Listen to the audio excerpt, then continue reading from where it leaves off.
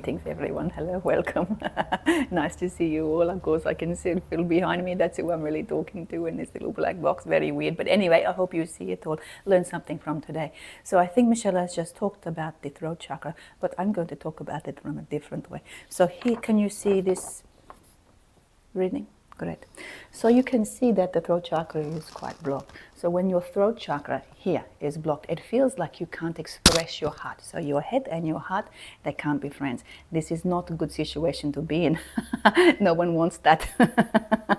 Oh, we got to work on that. So the first thing we do is you put your feet on the ground. Really, do it right now where you are. And then put your buttocks on the ground, otherwise known as your bottom in Australia. You know, wiggle it around a bit. And then as you breathe in, press into your feet, press into your bottom, close your eyes. And imagine that you can send your heart out into the room or two in front of you. So breathe in, press into your feet, into your bottom. Press your heart out. And then as you exhale, relax a little bit behind your shoulder blades because we want to get you into alignment. So inhale, breathe in.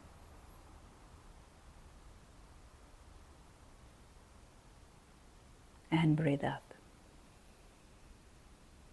Already you feel a bit better, do you not? Doesn't really matter what you're listening to.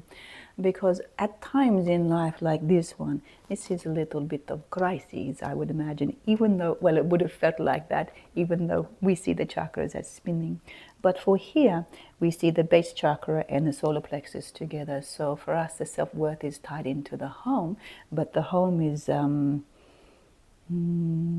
you know, on the way out. So sometimes relationships dissolve, don't they? And what you think you've been growing is no longer there.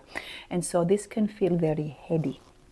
So in this chakra, we had a separation between fun and the house. And I think many of you on this planet know what that is like.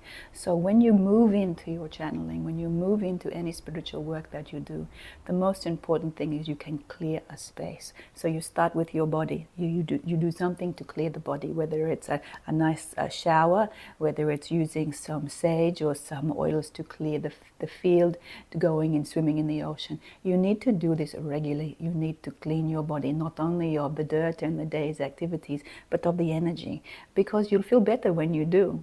That's why. And once you feel better, you do better.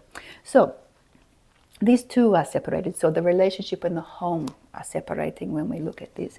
So often in this place, we don't know how to express ourselves, because when we go back into the world, we don't know how to say who we are, because we've had the identity of being at home, of being a mother in this case, and all of the things that were identified with family. But that identity was going. Possibly the children grow up, possibly the relationship was changing.